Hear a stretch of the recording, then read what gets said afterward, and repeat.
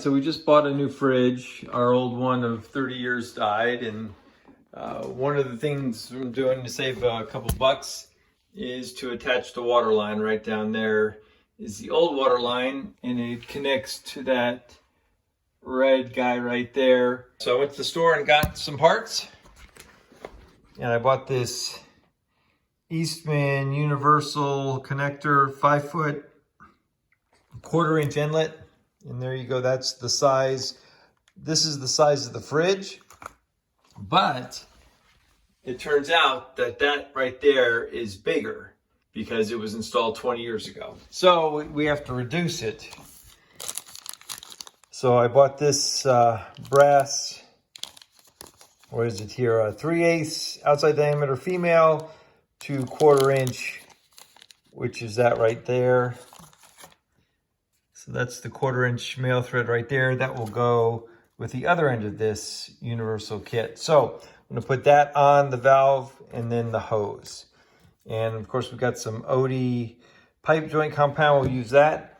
And this is what was on there, it was a compression fitting. And this 3/8-inch nut was what was on that valve down there. So that's why we're taking this and putting that on in its place. So let's go do it. Okay, so we'll put a little of this Oatey pipe paste here on this.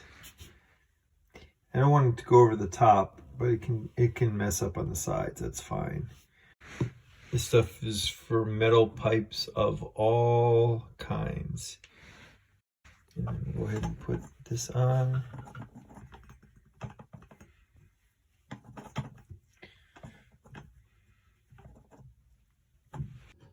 Go ahead and tighten it up.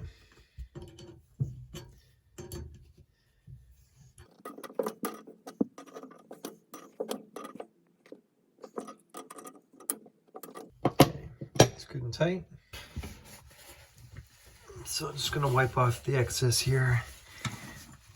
The braided hose, it has a rubber gasket on it. Inside it, it's that flare fitting there. And that rubber gasket will seal on that top right there. So we don't need to add any pipe paste on this part right here. So now we just gotta go ahead and attach this. The icemaker braided line. Once it gets close to snug, we'll go ahead and tighten it up. Again, this is typical plumbing, tight but not too tight. You don't wanna overdo it. If there's any drips, you can always go back and give it a little more tightening, but this should be good. Okay, that's good. Now we'll go to the other side. All right, so we kind of got that in one continuous uncoiled loop there. We'll pull this red cover off.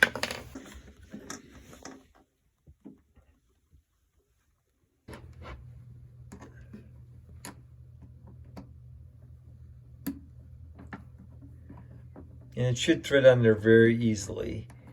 If not, it's misthreaded, and so just try again. But yeah, it starts, you can see I'm getting several turns on there. So you got a couple turns, and I can pull it up and down and it's on. So you just go till it gets pretty tight. And I'm gonna hold, I got 2 wrenches here. We're gonna hold the top one from moving at all, and we'll tighten the bottom one. So I put the top one on to keep it from spinning, and then we do turn the bottom one, the new line we're attaching. Yeah, and that's getting tight.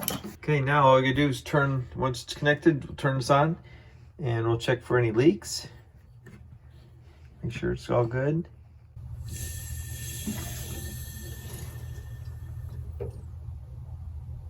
All right, so you could hear there the water started to flow and then it quit. And so it reached the stopping point inside. Feels dry. Sometimes leaks can happen really slowly. What I like to do just to be sure is, I wipe off everything around anything I've newly attached. So that would be this right here. Wipe all this off and then go to the other one as well and make sure it's all completely dry. So then when I go back later on and feel around, if there's any kind of moisture, then I know because I've previously dried it. So that's good. And that's good. And so we'll just wait.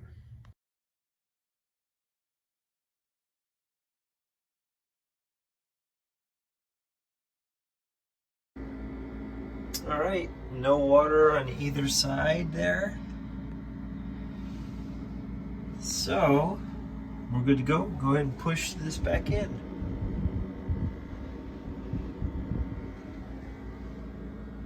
Hope this video helps. Don't forget to subscribe, like, and we'll see you in the next video. Thanks for watching.